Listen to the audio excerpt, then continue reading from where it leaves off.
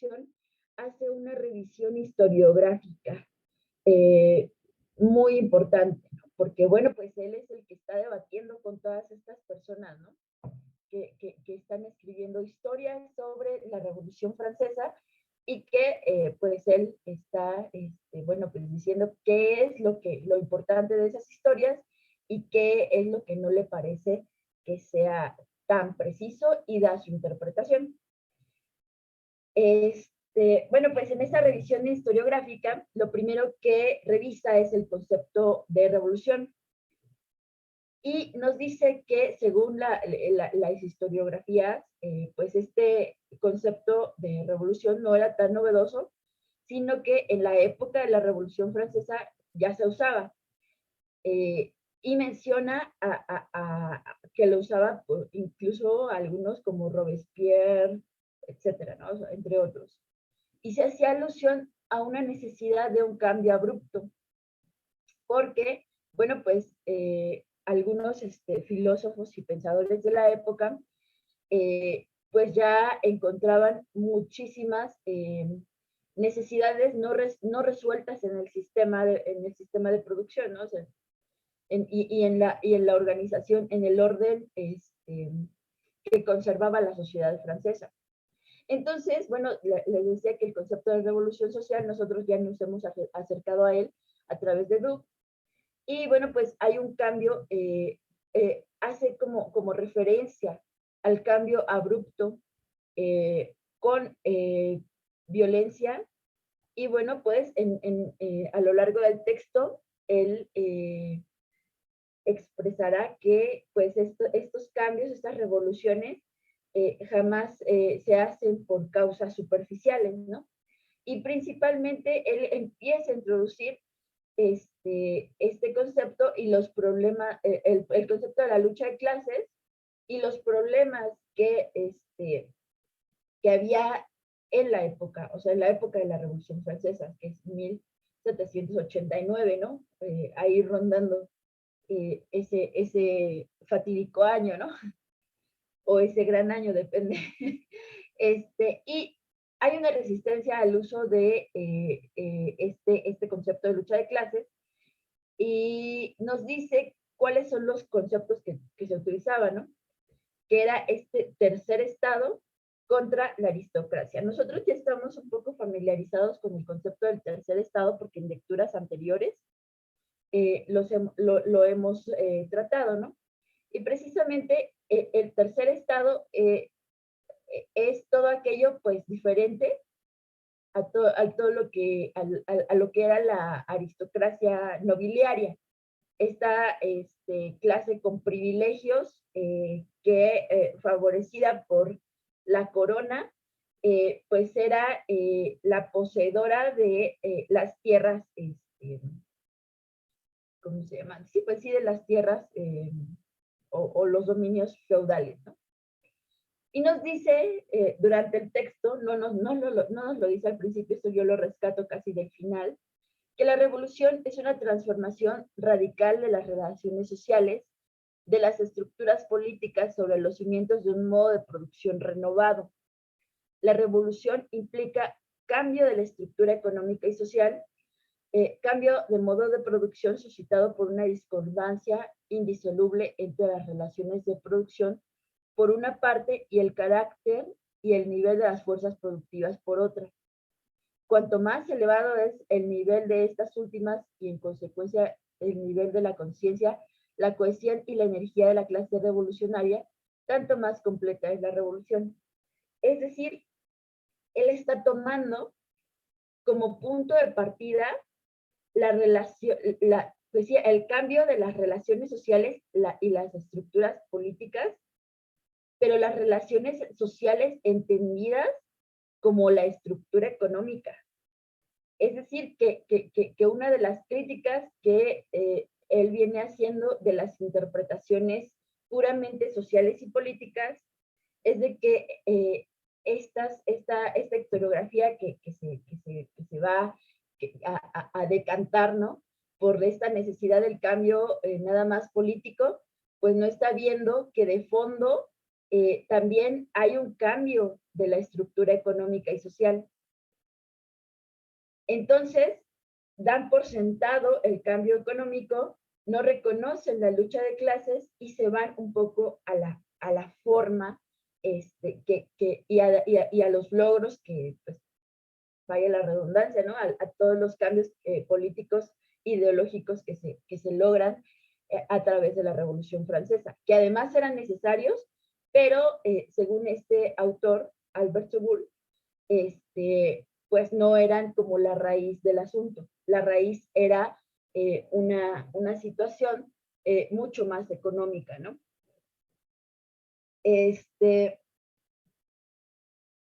Y nos diferencia también que esta palabra de revolución, ¿no? Para nada se refiere a una mejora del sistema anterior para adaptarlo. Es decir, que no basta con hacer una reforma de las formas, ¿no? Feudales o un cambio nada más de actores o de roles, sino sí tiene que ver con más un cambio de raíz y tiene que ser pues un cambio económico.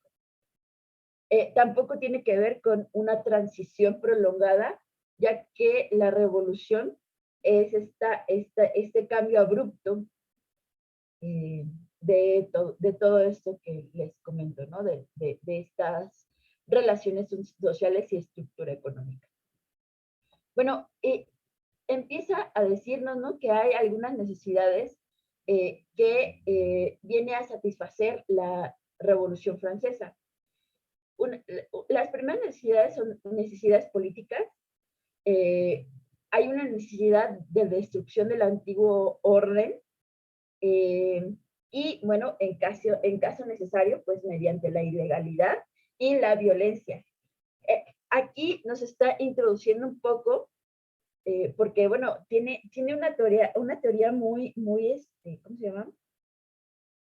Muy enraizada en la literatura marxista del siglo XX, ¿no? O sea, porque en esta época pues ya se conocía, ¿no? Esta violencia creadora y se justificaba en las revoluciones, sobre todo la Revolución Rusa, etcétera, por esta diferencia de una violencia creadora que es la violencia revolucionaria y bueno, pues la violencia, ¿cómo se llama?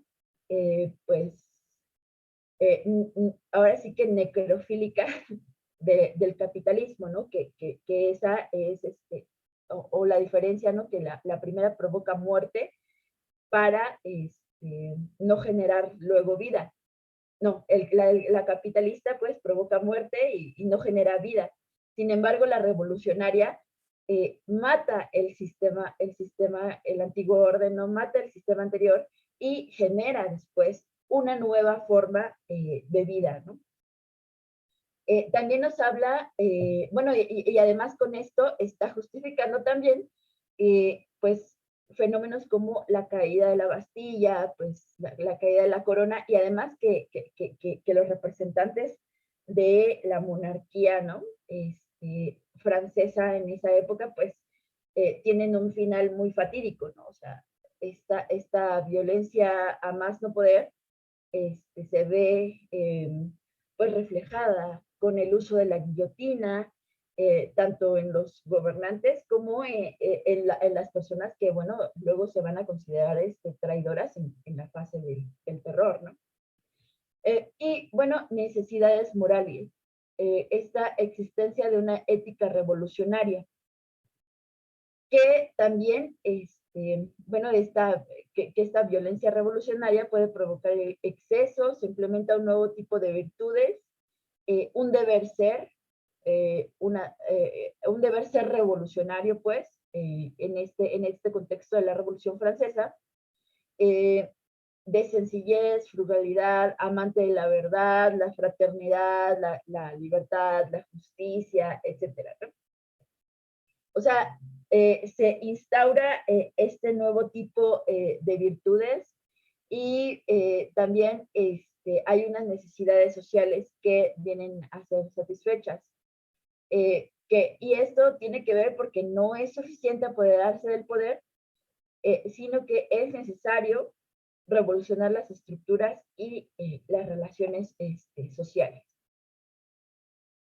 Bueno, aquí ya empieza un poco a dar esta revisión historiográfica. Empieza con algunos autores. Yo voy a rescatar unos pocos porque pues la verdad es de que tampoco es o sea, él está como debatiéndose continuamente con ellos y sí es como pesado, pero bueno, ahora sí que los principales es Jaurès Barnabé, que él empieza a hablar, ¿no?, de un antagonismo de clase industrial y de clase terrateniente. Fue el primero que formuló con gran nitidez las causas sociales y podríamos decir, pues, la teoría económica de la Revolución Francesa. Nos recuerda que aunque o el desarrollo o el crecimiento de la economía francesa se fundamentó en la producción metalúrgica y un poco textil, este, pues, pues no podemos, o podemos decir, ¿no?, que la gran parte de Francia eh, era todavía prominentemente rural y tenía y conservaba muchísimas em, características feudales. No se puede decir que estaba transitando muy rápidamente al capitalismo, porque había muchas trabas, ¿no?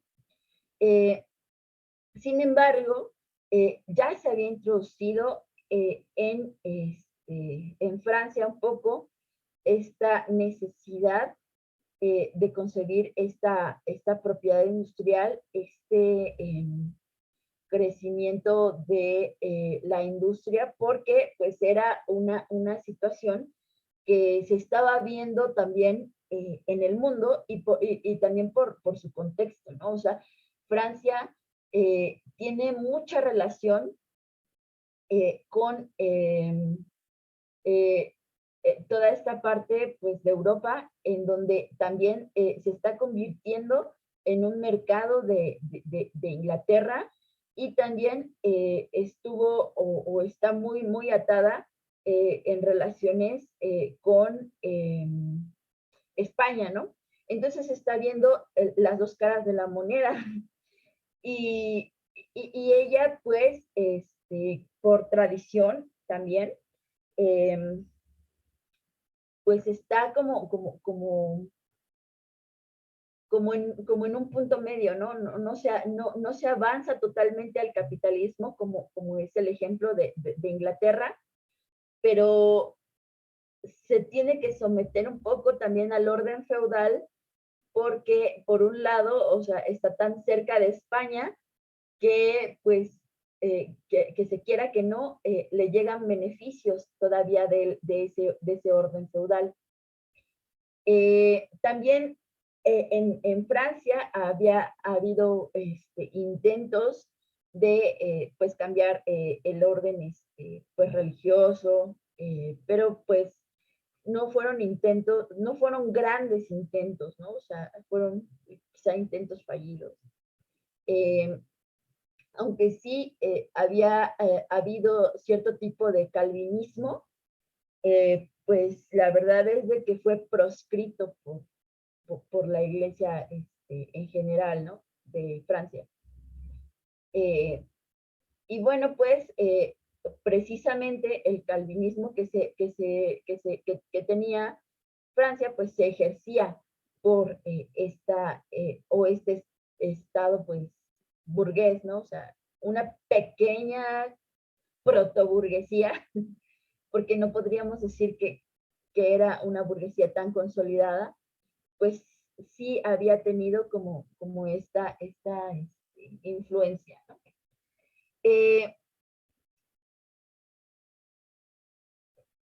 En este autor, Barnave, pues llega a concebir que la propiedad industrial produce el advenimiento de la clase que lo ostenta, ¿no? Y que la propiedad es, la forma de propiedad privada, ¿no? Influyen sobre las instituciones y constata que las instituciones creadas por y para la aristocracia terrateniente contradían y retrasan el advenimiento de una nueva era. Es decir, el paso o interfieren en el paso de las del capitalismo, ¿no? Y bueno, estas instituciones políticas a la larga, ¿no? Se van a adaptar a las necesidades y a las condiciones económicas de la región determinada. Es decir, que, bueno, pues no podían tampoco aislarse. O sea, es decir, se tenía que hacer un cambio para flexibilizar las instituciones o morir, ¿no? Porque podían morir incluso porque pues, era ahora sí que el mercado de otros países dependían mucho de esta emisión monetaria que traía España. Bueno, había muchas cosas en su contra, en contra de Francia, ¿no? Y bueno, dice que también desde el momento en que las artes y el comercio consiguen penetrar en el pueblo y crean un medio de riqueza al servicio de la clase laboriosa, se prepara una revolución en las leyes políticas, una nueva distribución de la riqueza y produce una nueva distribución del poder. Bueno, también confirmando que este cambio que se venía dando de manera mundial, que incluso se inició pues en Inglaterra, ¿no? Que ya ejercía en muchas formas la propiedad privada, el ejercicio del poder por parte de los comerciantes, burgueses, etcétera. Pues de alguna manera se tenían que, y bueno, y además está este intercambio comercial y relaciones comerciales, pues de alguna manera se tenía que flexibilizar el orden social y político para dar paso a este nuevo tipo de organización. También menciona a otro historiador, Mignet, en su historia de la Revolución Francesa, que, bueno, pues él hace como unas necesidades generales de todas las revoluciones. Y bueno, también coincide en la necesidad del cambio, que nos dice que las revoluciones obedecen a una racionalidad, jamás es por una causa frívola que un pueblo es sacudido hasta sus fundamentos. Y bueno, pues él lo asocia, esta interpretación, pues también a la lucha de clases, porque precisamente este fenómeno va a sacudir todas las estructuras sociales y económicas. Y dos, bueno, pues la fatalidad de la violencia, que bueno, pues es inseparable de la revolución y se engarza, ¿no? Con la ética de la violencia revolucionaria. Nos dice, pues, la ve como una violencia creadora. Y en este sentido, y sobre todo, pues, justificando toda esta, como todo este proceder violento, es de que cuando nosotros revisamos un poco la ideología de la Revolución Francesa, pues lo rescatable no son los ideales, ¿no? de la fraternidad, la libertad, la igualdad entre hombres y mujeres, ¿no? Digo, ya se me olvidó. La igualdad entre las clases, ¿no? O sea, o sea que no haya más diferencia de un hombre a otro, que su laboriosidad, ¿no?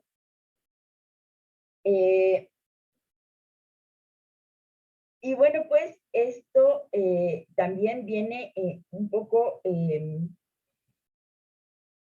esbozado casi en todos los libros de historia, ¿no? Que en donde se rescatan a los, ahora sí que los principales ideólogos de la Revolución Francesa, que son pues los que conocen, ¿no? Voltaire, Montesquieu, Rousseau, Diderot, incluso Quesnay, ¿no?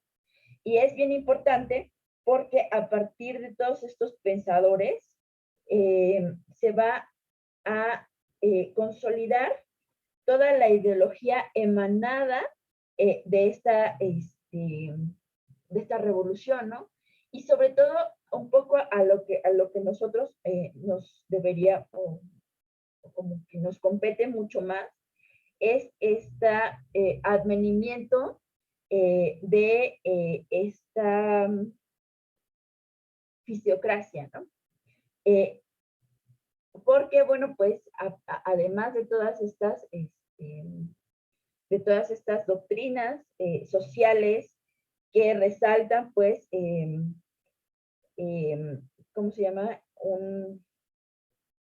Una nueva concepción del hombre, una nueva concepción de la naturaleza y de la razón humana, que incluso es como la justificación para quitar el poder de un solo señor, de la corona, pues.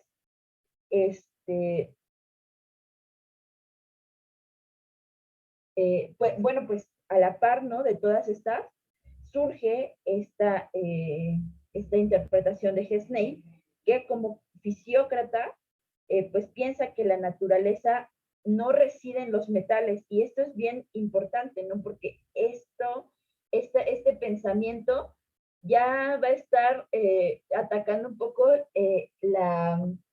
o en mucho, ¿no? El establecimiento del orden del Estado absolutista, ¿no?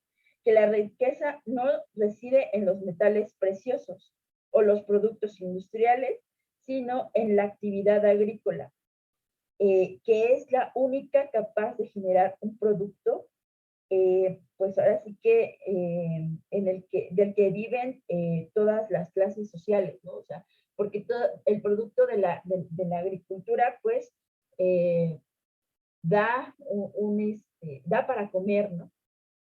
Y bueno, pues, y proponen que toda la estructura, eh, ahora sí que política, económica y social, pues debería supeditarse a la prosperidad de la agricultura.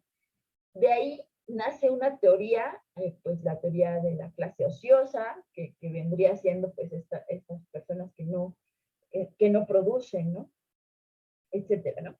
Y todo esto, incluso también para atacar los cimientos de esta clase terrateniente.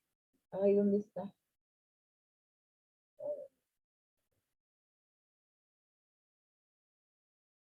De esta clase aristócrata, que, que está acaparando muchísima, eh, pues la tierra, ¿no? O sea, y bueno, al final lo vamos a comparar con la Revolución Inglesa porque está bien, porque es muy interesante también esto. Y sobre todo porque en Francia, pues no había ocurrido lo que nosotros conocemos como la llamada acumulación originaria del capital, que pues es esta escisión del productor de los medios de producción. No hay un proceso como ese, ¿no? Hay ciertos, eh, digamos,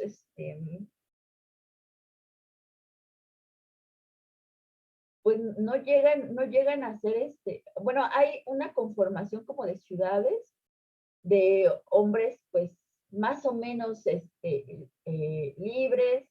Sí, un poco ya hay como salarios, pero pues eso se venía como combinando con el trabajo servil y del campesino, ¿no? Bueno, eh,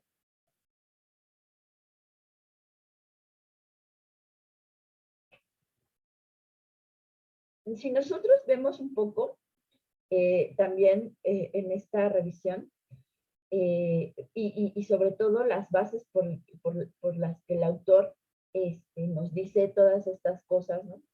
Es de que él hace una división, ¿no? La primera división, o la primera fase, que va de 1789 a 1791, en esta clase obra la clase media, ¿no? Que era necesaria para poner instituciones en Francia, de acuerdo con los nuevos intereses y necesidades de esta clase, ¿no? ¿Qué es la clase? ¿A qué se refiere con clase media? Pues es el tercer estado, ¿no? O sea, esta unión del pueblo, de la masa de población con la naciente, les digo que es protoburguesía, ¿no? Porque no podríamos decir que son grandes empresarios, grandes comerciantes, ¿no? Eh, eh, el desarrollo de esta está en, está muy, es muy bajo, ¿no? En Francia, ¿no? No se puede comparar con la riqueza que han logrado hacer, pues las clases burguesas de, digamos, pues las 13 colonias de Inglaterra, ni con la riqueza de Francia, ¿no? Tampoco es que ellos estuvieran dados a la miseria, ¿no? Pero no se comparan, ¿no? O sea, la verdad es de que estos, los ricos en otros estados, ¿no? Como en el francés, etcétera, pues sí, eran mucho, o sea, tenían mucho mayores posibilidades y volumen de acumulación, ¿no? Y la segunda, que también es obra de las clases populares, fue provocada por la resistencia de la contrarrevolución aristocrática interior y exterior, y obedece a la necesidad de violencia. Los privilegiados quisieron impedir la revolución, y bueno, pues Europa intentó someterla y forzarla a la lucha. Ya, perdón. Intentó someter esta revolución y pues se forzó a la lucha, que esta revolución tampoco no pudo medir sus esfuerzos ni moderar su victoria, ¿no? Era ahora sí que todo o nada. Y bueno, pues la resistencia de esta aristocracia pues condujo a una soberanía de la multitud, ¿no? No se llegaron como a puntos medios, a puntos en donde no se perdonara incluso la vida de, de los reyes, o que se rescatara algo, ¿no? De, del antiguo orden social. No, en esta fase se arrasa con todo, ¿no? Y todas estas eh, funciones por ejemplo, de, de los periódicos, ¿no? Como el que dirigía Marat, que incluso denunciaban a las personas que eran contrarios, que eran contrarrevolucionarios, y nada más por una denuncia, pues se iban directamente a la guillotina, ¿no? Fue también una fase de terror muy violenta, ¿no?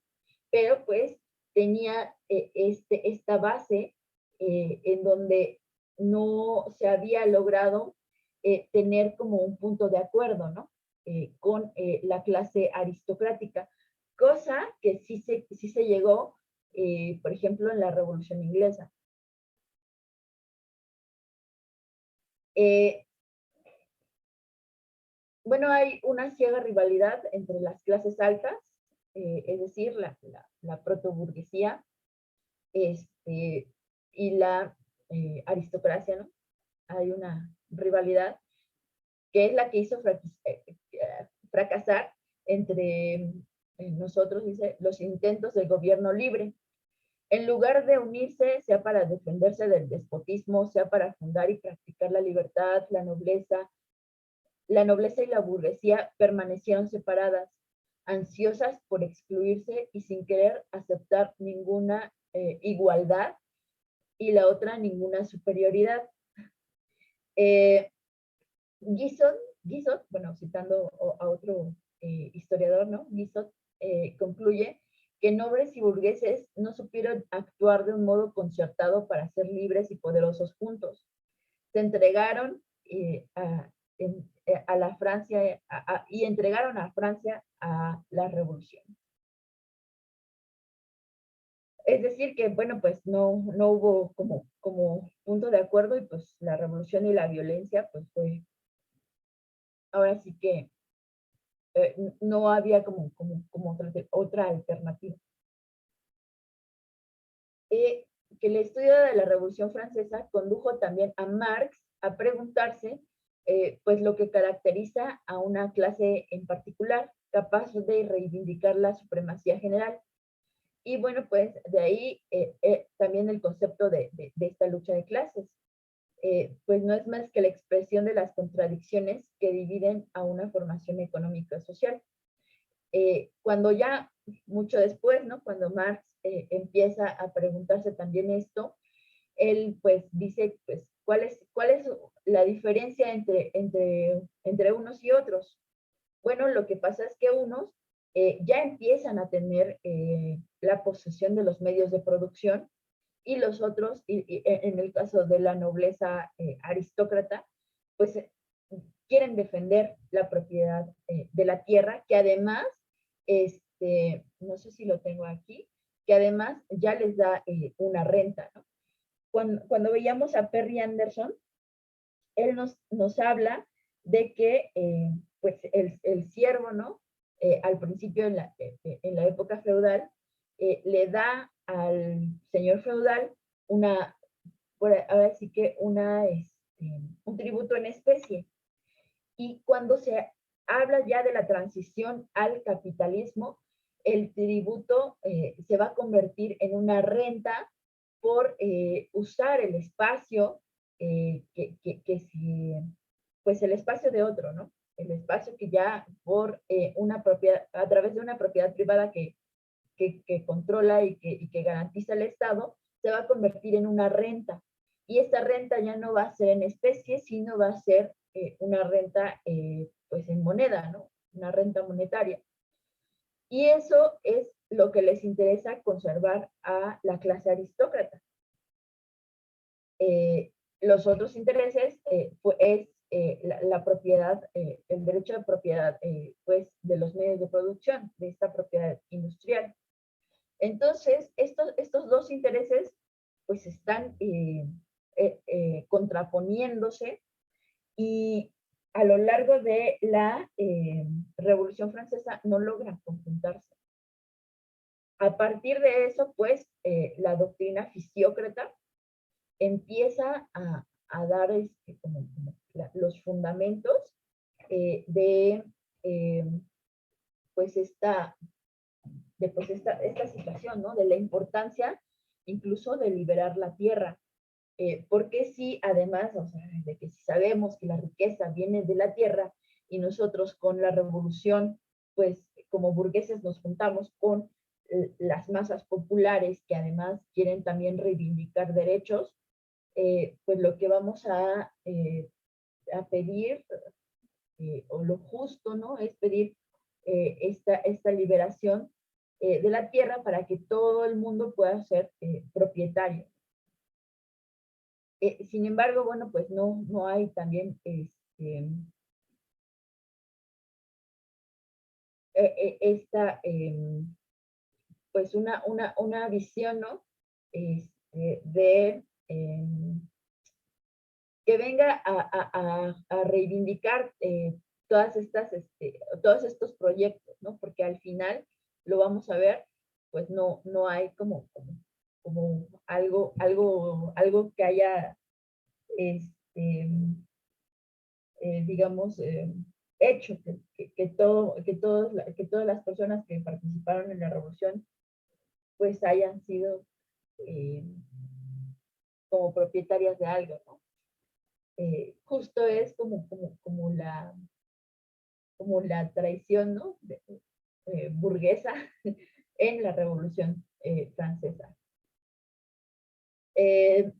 Dice que Jaurès fue el primero que intentó ver la Revolución Francesa como un fenómeno social y por consiguiente de origen económico. No es que Jaurès haya negado toda la importancia del movimiento filosófico. La revolución fue el desenlace de una larga evolución económica y social que convirtió a la burguesía en la dueña del poder y de la economía.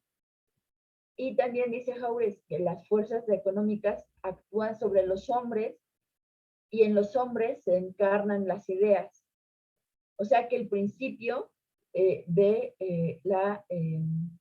pues de todas estas ideas tiene un principio económico, tiene un origen económico, tiene origen en la necesidad del hombre, ¿no? Y no al revés, no es la idea la que convierte al hombre a nuevas necesidades.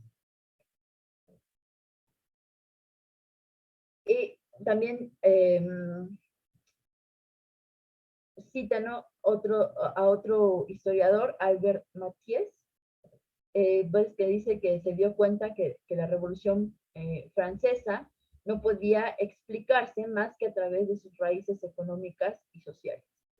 Y bueno, pues viene un poco también esta condición del estudio de la Revolución, de la historia de las ideas, la historia erudita, que parece o que dice estudiar la Revolución desde abajo entre comillas, porque esta lo empieza a hacer un poco más individual y no lo concibe tanto como esta situación de carácter social.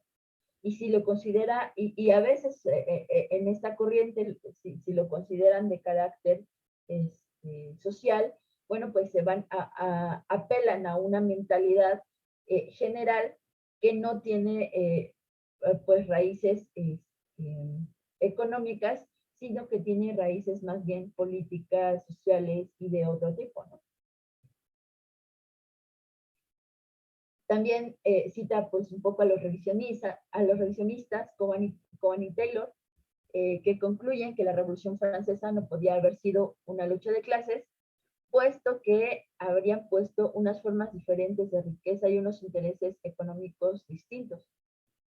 Dicen que, bueno, estos autores dicen que la posición era puramente jurídica, pero no económica, y que fue pues una revolución esencialmente política que provoca reformas sociales y no una revolución social que tiene unas consecuencias económicas. Bueno, pues esta posición, que es muy válida, pues también es contraria a la postura marxista que venía o que viene refrendando Sobul, pero pues él ya dio ahora sí que ¿cómo se llama? Sus argumentos en contra, ¿no? Y bueno, pues eh, un poco para recapitular todo, ¿no? El problema esencial que Francia tiene como una distinta modalidad de tránsito del feudalismo al capitalismo, ¿no? Y bueno, pues este problema esencial se concentra en el papel del capital comercial a lo largo de esta transición, o del capital, pues sí, del capital, y que hay, o el autor distingue como problemas de orden general, ¿no? Y dice que, bueno, pues, de acuerdo a esta ley histórica de transición del capitalismo, del feudalismo, perdón, al capitalismo, en donde nosotros podemos identificar, pues, hay una acumulación originaria, pues hay esta explotación de los nuevos territorios americanos, este sistema colonial que incluso en el que se va a enrolar Inglaterra, ¿no? En el caso de Asia, de India, ¿no? Que ellos van a ganar territorio allá. Bueno, a estos problemas de orden general que no se había integrado, a los que no se había integrado tanto Francia, o que tuvo problemas para integrarse, de que no se había llevado a cabo como una acumulación originaria del capital.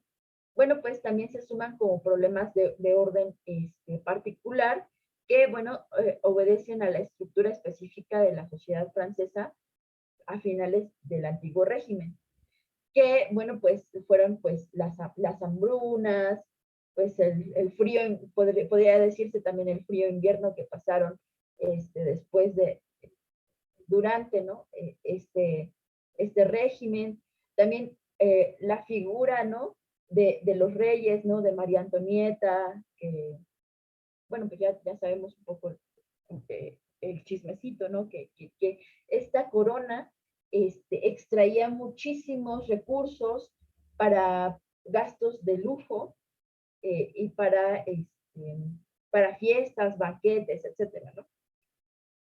Y mientras el pueblo en general, pues pasaba por una crisis, por una hambruna, ¿no? Una crisis económica que que son los problemas de orden particular a los que se refiere Subul.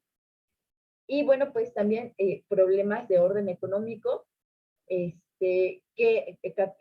capitalista, ¿no? Que en donde no concluye esta disolución del orden feudal y se queda eh, como de manera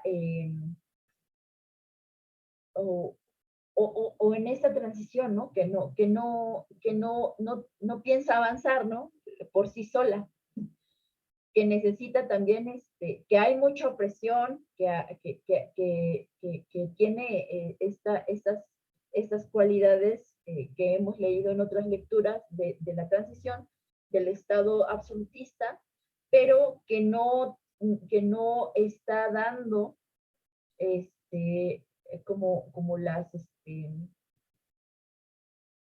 eh, los resultados por ejemplo, le da Inglaterra, ¿no? Que por lo menos crece económicamente y que fortalece muchísimo, muchísimo más a su burguesía. O el Estado español, que precisamente, pues, gracias a que les permite explotar los territorios americanos, pues hay una gran derrama de recursos, ¿no? De recursos monetarios, ¿no? Con sus determinadas desigualdades, pero bueno, pues lo hay, ¿no? O sea, estos estados están dando como alguna salida a sus súbditos. Pero en Francia, pues sí hay como la intención de los súbditos de incursionar en todas estas áreas, ¿no? Pero bueno, pues Francia está retrasada en el orden colonial, no tiene, a comparación de sus vecinos, ¿no? No tiene muchísimas posesiones coloniales, y la poca producción que hay, ahora sí que se disuelve, o la ganancia de los capitalistas, ¿no? Se disuelve en los impuestos que le tiene que dar a la corona. Además, pues, que las masas tienen el problema de las hambrunas, las crisis económicas, etcétera, ¿no? Y nos habla un poco de que, bueno, pues el ideal de los robespierristas era pues una democracia de pequeños y medianos propietarios autónomos, campesinos y artesanos independientes, trabajando, produciendo e intercambiando pues libremente, ¿no? Ese era como el ideal más igual y utópico. Bueno, ¿qué pasó después de la Revolución Francesa? ¿Se cumplieron estos ideales o no se cumplieron? Y pues después de la Revolución Francesa, pues hay una supresión de los derechos feudales, ¿sí? Hay una liberación de los productores directos, estos productores pequeños y medianos, además de los comerciantes, a partir de entonces independientes. Hay una liberación de los campesinos, se les concede la libertad, hay una disgregación de la propiedad feudal, una polarización también de la masa campesina y la comunidad rural. Ahora sí que una diferencia entre este campesino que también usa capital, pues, o a campesino capitalista y el campesino asalariado. Estas relaciones de producción, hay unas nuevas relaciones de producción entre trabajadores asalariados y productores capitalistas, y hay una autonomía en la producción capitalista, en la producción agrícola y también manufacturera, ¿no? Y precisamente todas estas características que nos habla Sobul, en después de la Revolución Francesa, pues nos hablan, y sobre todo después de la liberación de los campesinos, pues nos habla de un tipo peculiar de escisión de los productores de los medios de producción. Es un tipo particular de la llamada acumulación originaria, que no corresponde a la receta inglesa, que pues era pues el despojo de tierras, la expulsión de los campesinos, el cercamiento, esta situación también de expropiación por cuestiones religiosas, etcétera, pero sí es una decisión violenta, ¿no? Una decisión violenta que no favorece a, a los campesinos de la masa popular, que favorece más bien a estas personas que ya tenían, pues, que pues eran dueños de medios, de algunos medios de producción, y que pertenecían a la naciente clase burguesa.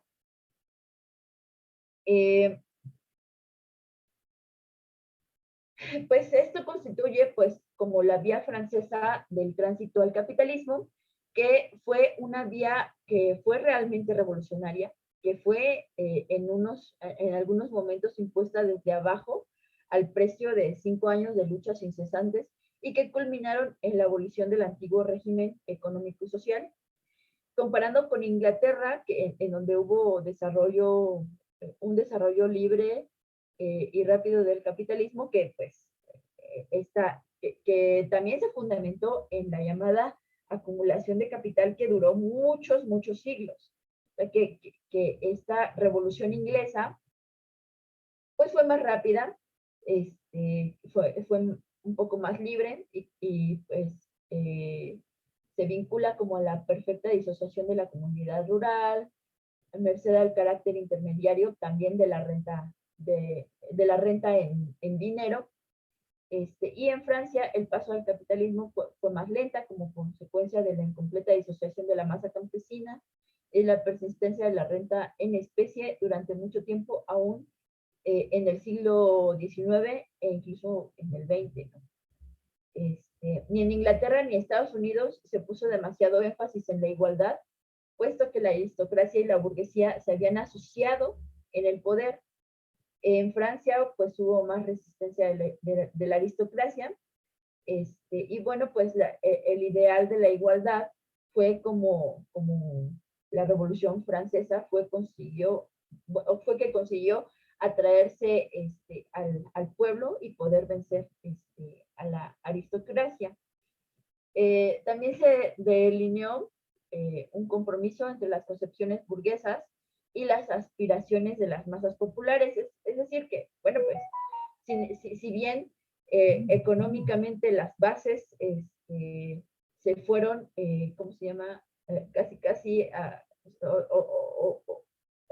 favorecieron a la clase burguesa, pues sí hay como todavía un compromiso político, ideológico, con las masas populares, ¿no? O sea, no se les deja a merced de la explotación súper intensa, ¿no? Todavía de los estos burgueses, ¿no? Sí hay como algunas mediaciones, ¿no? Dice, estas últimas eran conscientes de lo que les esperaba, las masas populares, perdón, eran conscientes de lo que les esperaba, por esa razón se mostraban hostiles a la libertad económica que despejaba el camino a la competencia y a la concentración capitalista. Su ideal al final del siglo XVIII era que cada campesino pues fuese propietario, cada artesano independiente, que el asalariado fuese protegido contra el omnímodo poder del rico. Y bueno, pues un poco con esta lectura, pues ya se afianzan un poco las lecturas anteriores, ¿no? Y se incluye un poco la importancia, ¿no? De la construcción de una nueva ideología que se va a instaurar casi en todas las nuevas, pues sí, en todos los nuevos estados, casi por contagio, ¿no? O sea, ya después del siglo XIX, el ideal se va a transportar a las independencias de las naciones hispanoamericanas. Y creo que en Europa también lo van a adoptar naciones como Alemania, más bien como que incluso algunos gobernantes que veían el peligro de que permeara la ideología francesa, pues trataron también de atacar y apagar este sentido revolucionario. Y también esta ideología buscó algunas formas de expansión y por eso, bueno, pues los casos de las guerras, pues de conquista, intervención francesa, pues fueron un poco hacia ese sentido o se justificaban ideológicamente en, en exportar la ideología de la Revolución Francesa.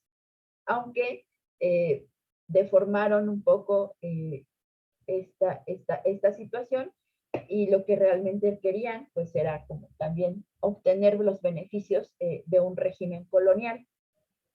Y bueno, pues mucho se puede decir a partir de esta situación, pero bueno, pues creo que con Albert Sobull pues yo ya terminé.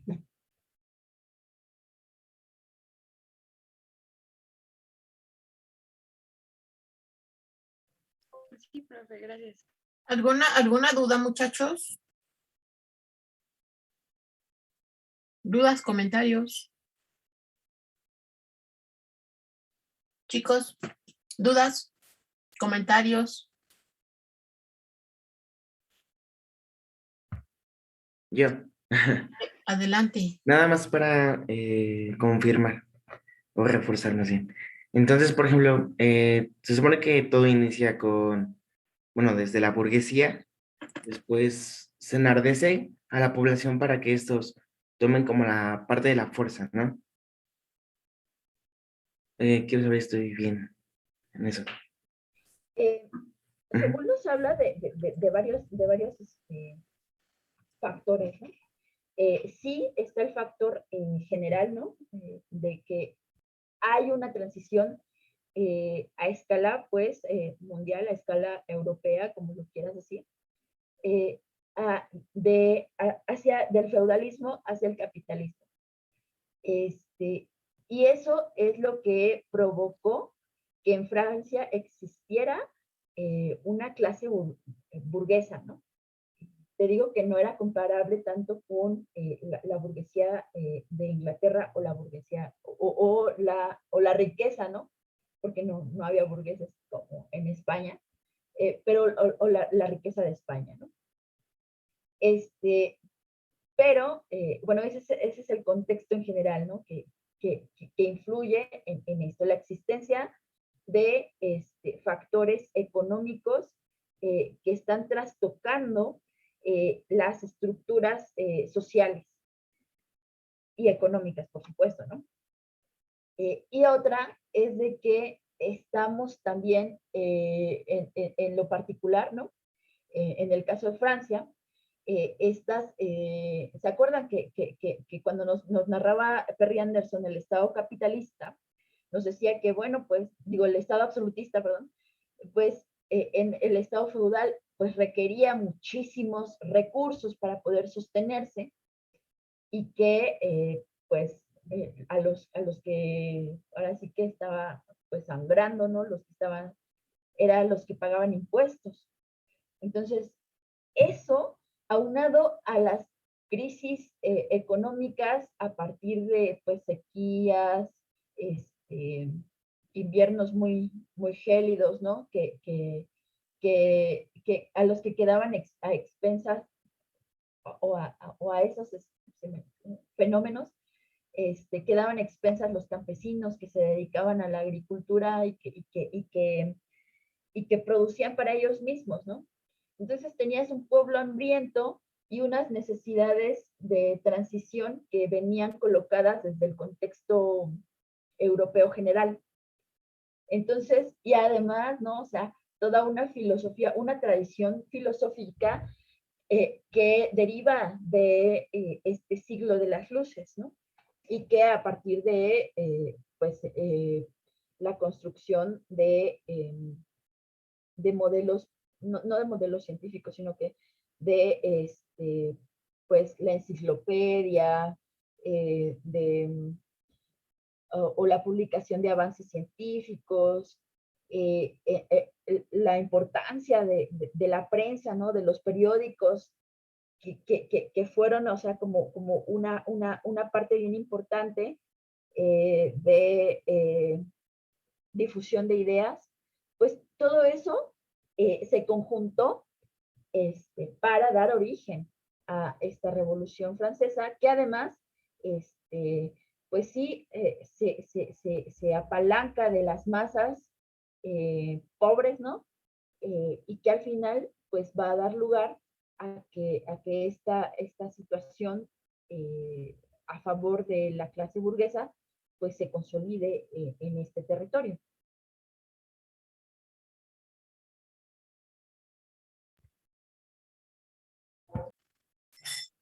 ¿Te respondió Jorge? Sí. Ok. Pero entonces digamos que, por ejemplo, el hambre es lo que inspira al tercer estado, ¿no? Digamos, todo este sector, bueno, diga, a los campesinos, a todos, o sea, por ejemplo, en 1778 se supone que hay una sequía, ¿no? Entonces, el hambre es lo que los impulsa a ellos, ¿no? Sin embargo, el conocimiento de la burguesía, porque por ejemplo, digamos que los campesinos no tienen como tal eh, eh, no sé, el interés, por ejemplo, de leer la enciclopedia, ¿no? Sino que todos estos ideales los toma la burguesía, ¿no? Entonces, podríamos decir que por esa parte es la burguesía quien siembra al tercer estado, por ejemplo, le siembra todas las ideas, por ejemplo, usted nos comentaba que em,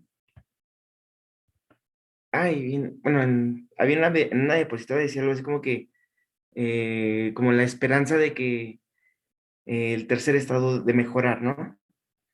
Entonces, es la burguesía quien siembra todo eso. Y también, por ejemplo, tengo otra, de que se supone que esto inició como una reforma social, ¿no? Más que una revolución empieza como una reforma social, pero tengo una duda, ahí quién, o sea, ¿quién es el que busca reformar? ¿La burguesía o el tercer estado? Ok. Es bien, bien interesante, ¿no? Porque nosotros para empezar a hacer como estas conjeturas bien particulares, o sea, ¿quién empieza? Necesitamos los datos duros, ¿no? No sé, de dónde se empezó, etcétera, etcétera, etcétera, ¿no? Y eso, pues, ahora sí que en el estallido pues de la revolución, ¿no? Eh, podemos empezar un poco para avanzar haciendo generalidades. Pero bueno, o sea, lo que pasa es de que en la Revolución Francesa confluyen muchísimas cosas, ¿no? O sea, porque nosotros podríamos hablar, primero, pues, de la Declaración de los Derechos del Hombre y del Ciudadano, ¿no? Que también tiene mucho de ideología y que reivindica estas situaciones, ¿no? De que ideológicas. Si nosotros también ponemos un poco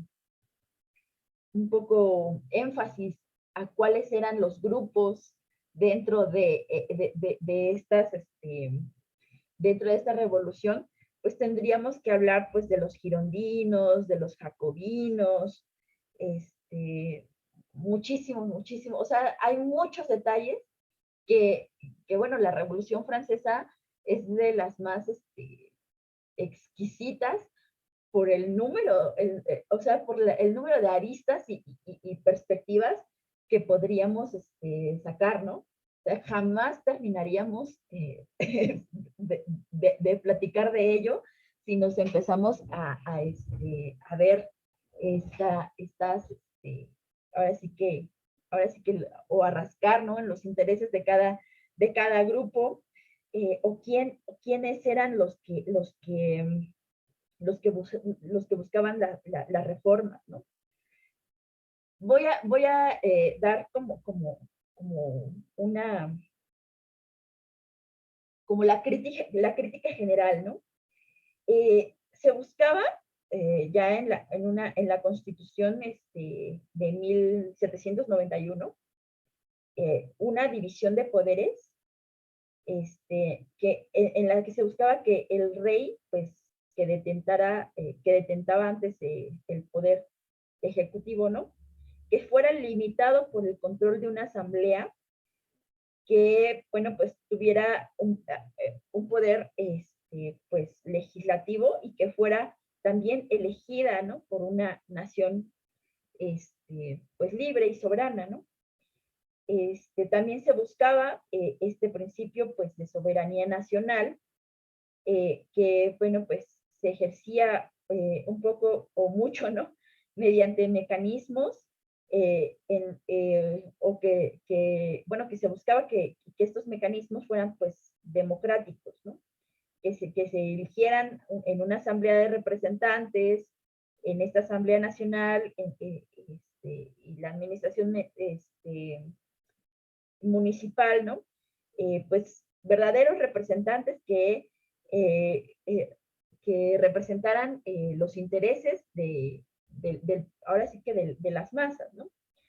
También se buscaba esta descentralización de la administración después de esta constitución, ¿no? Pues sí se divide el territorio en departamentos y ayuntamientos. Se nombran jueces, supuestamente nombrados y pagados por el Estado, y bueno, pues ponen como fin a estas formas de justicia que venían, ¿cómo se llama? Directas, ¿no? Del reino y la venta de cargos. O sea, están desmantelando en mucho el Estado absolutista, que es un Estado, pues, que, que se rige desde una cabeza. También hacen como una constitución civil del clero, ¿no? Y bueno, a partir de eso, los sacerdotes también son considerados funcionarios públicos y deben jurar también la fidelidad de la Constitución. Y incluso también se instaura la figura del ciudadano y se consideran ciudadanos a quienes poseían derechos políticos, es decir, que pues eran susceptibles de considerarse ciudadanos. No me acuerdo la edad, pero son varones mayores de cierta edad, no sé si 20 años, que pagaran impuestos directos y además tenían que pagar un valor equivalente a cierto monto, ¿no? De días de trabajo. Y todos los menores o personas sin residencia fija o dependientes de otras, incluso las mujeres, eran ciudadanos pasivos, sin derechos políticos, y también sus acciones o sus derechos, ¿no? Pues, se veían como limitados a los derechos exclusivamente del orden civil. Es decir, que toda esta Constitución de 1791 empieza a dar mucho más peso a las personas que están sosteniendo toda esta estructura, a los que están pagando impuestos, a los que están participando en las actividades que son lucrativas, ¿no? Y que, bueno, pues todo esto está también supeditado a que después de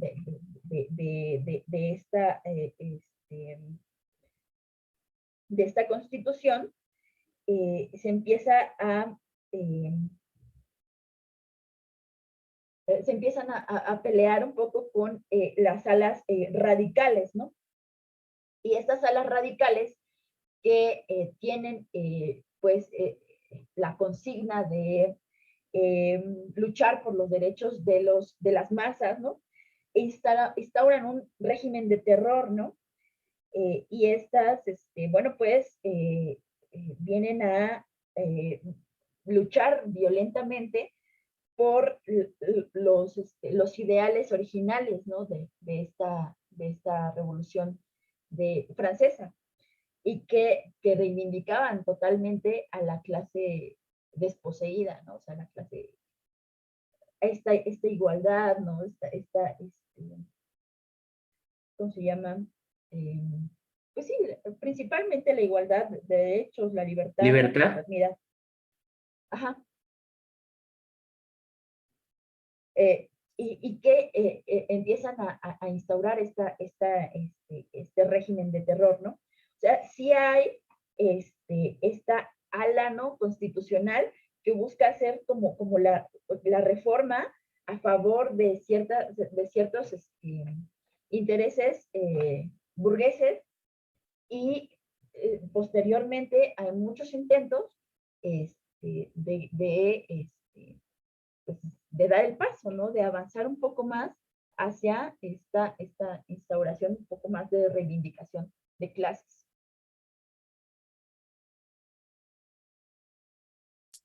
Gracias, Anaí. Gracias. Bueno, para las siguientes sesiones les voy a compartir el programa de la clase, porque necesitamos ya que ustedes expongan, aquí está, para la última parte del semestre, porque en realidad ya estamos hablando, bueno, la lectura que sigue, ay, no los veo, aquí está. La lectura que sigue ya es la lectura de las revoluciones hispanoamericanas, que son todas las revoluciones de América Latina, y cómo esto finalmente pues va a permitir que estas naciones pues que se van independizando, se independizan ya como en este contexto de que el capitalismo es el modo de producción que se está imponiendo a nivel internacional. Y después ya vienen todas estas historias, o sea, qué pasa en el siglo XIX en los diferentes países que después se van a convertir en los países industrializados, que son en este caso Francia, Alemania, Rusia, Japón, y me parece que nada más son esos. Y finalmente, ya para cerrar, bueno, y Estados Unidos, por supuesto. Y para cerrar el curso, Bueno, y que además este tema de los países, lo que vamos a ver en cada uno de ellos, es como durante el siglo XIX son países que se van a ir como, bueno, son naciones que se van a estar convirtiendo en países y que van a estar adecuándose al modo de producción capitalista. Y finalmente vamos a cerrar el curso con esta lectura de Lenin, que nos habla del imperialismo o de la etapa imperialista de este capitalismo a fines del XIX y principios del siglo XX. Entonces, para la siguiente sesión necesito expositores. ¿Quién quiere exponer la lectura de John Lynch, de las revoluciones hispanoamericanas? Les recuerdo que las exposiciones que hagan van a tener .5 sobre calificación final. Entonces, si ustedes tienen 7.4 y exponen, puede que suban a 7.8 y entonces ya suben a 8. Si no exponen, se quedan con 7. Santiago, ¿tú expones a John Lynch? Sí, maestra. Sí. La lectura de Alperin Dongi ya no la vamos a ver, esa no la vamos a ver, entonces sería John Lynch, capítulo 1. Ok, no, espérenme tantito. Ay, ¿me das tu nombre para anotarte? ¿Santiago qué? Sí, Santiago Riverol, maestra. Ok, Santiago. Va. Y luego, la siguiente lectura es sobre Francia, que es una lectura muy bonita que está en su digesto, que está en la página de internet, que es de Maurice Niveau. ¿Quién quiere exponer Francia? ¿Grecia? Sí, profe, por favor. Grecia Hernández. Oye, Anaí, también ve tomando nota de los expositores, porfis, ¿no? Luego, Eleonor, bueno, sigue la lectura de Alemania. ¿Le expones tú, Eleonor? Sí, maestra. Ok. Eleonor González. Y luego sigue la lectura de Estados Unidos, que esa es una lectura larga. Aquí pueden ser 2 expositores. Entonces, Víctor, ¿tú te sumas a esta de Estados Unidos? ¿O quién se suma a Estados Unidos? Sí, maestra, yo la hago. Víctor. Víctor, ¿junto con quién? ¿Con Edmundo? Ah, ¿O cuál quieres tú, Edmundo? Bueno, déjenme les subo para que. Bueno, Edmundo creo que no quiere la de Estados Unidos. Eres Víctor González. Rafael Fuentes. sí, González Rivera. Rivera, ok. ¿Me escuchó, maestra? Sí, sí. Ay, bueno, la que sigue entonces yo quiero. Japón y ¿Cuál? Rusia. Japón y Rusia. Edmundo, ¿verdad? No, Rafael. No, ¿dónde está Rafael? ¿Rafael qué? Fuentes, Rafael Fuentes. Sí, yo quiero Japón y Rusia, si se puede. Sí, está bien, ya te anoté. Luego, Ok. Edmundo, no me dice cuál. Jorge Flores, ¿cuál quieres? Sistema colonial y mercado mundial. ¿Esa dónde está? 24 y 25. Lo de Lenin. Ok, te pongo a ti en Lenin. Ya, nada más después te voy a decir qué capítulos, ¿no, Jorge? Jorge Sí. Flores. Eso se los digo la siguiente sesión, porque va a depender de cómo avancemos. Ok. Luego, Martín Vargas.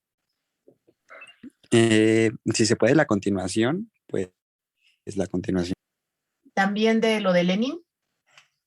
Ajá, del sistema colonial. Ok, esa lectura, eso de Lenin está bien bonito. Martín Vargas. Y luego, Aurora.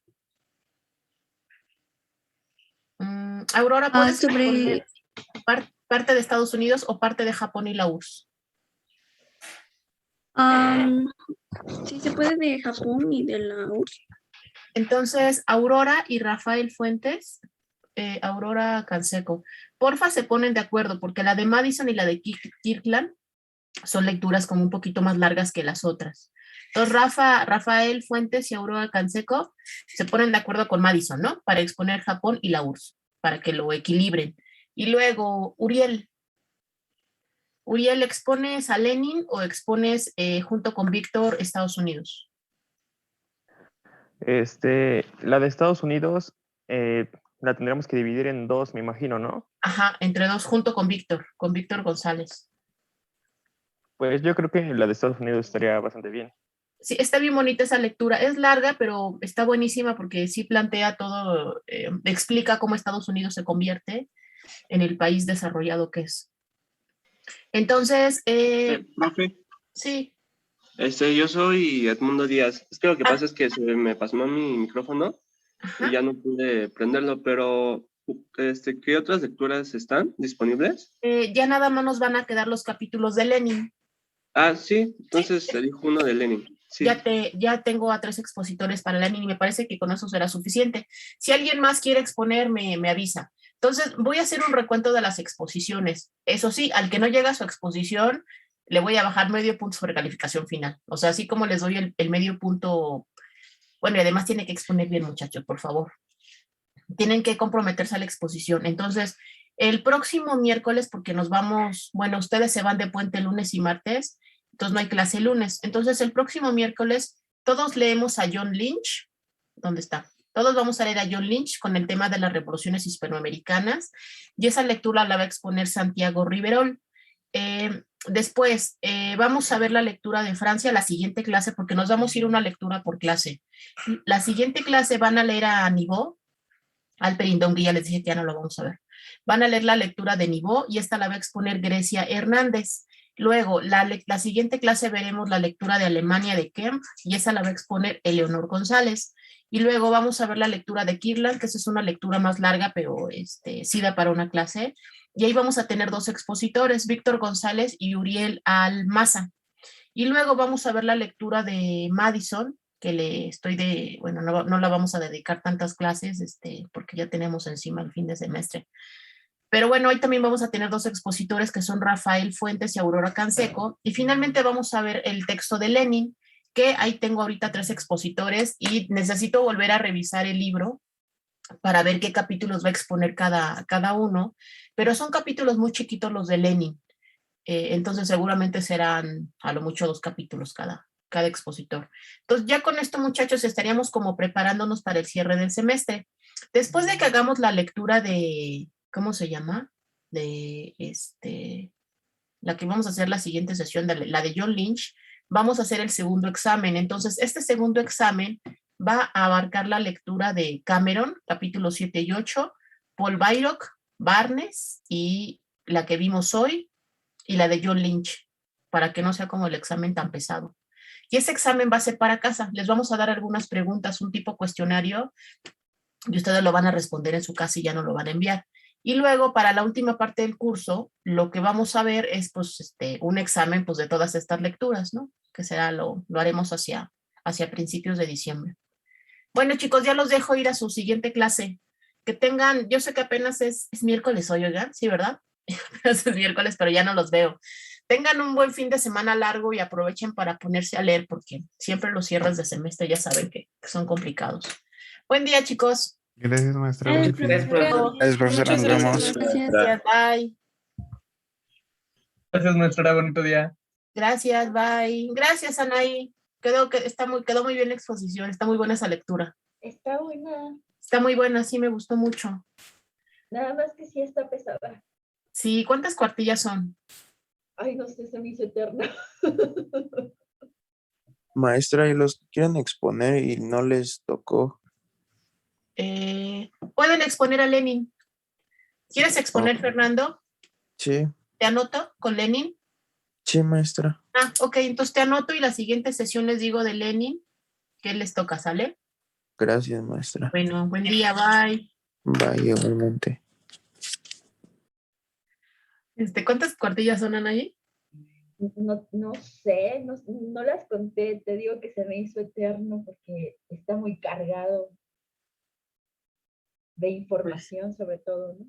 Pues sí, pero la última parte, todo está muy bueno para ver cómo este tema de que al final del día, pues no todo está dicho, ¿no? Ajá. Pero me gustó, me gustó toda la parte económica, me parece que la aborda bien. Sí, ¿no? y justo en el libro que les compartí, todo lo de la parte económica está subrayado. Ah, mira. Incluso Ok. dice clave. Pues La sí. clave. Bueno. Así me gustó. Sí, la verdad a mí también me gustó. Sí, la voy a ver con calma. Bueno, ahora en mis vacaciones de diciembre. Bueno, Anaí, te dejo porque otra vez me toca ir a la oficina. Nos vemos. Hasta Bonito luego. fin de semana. Bye. Bye.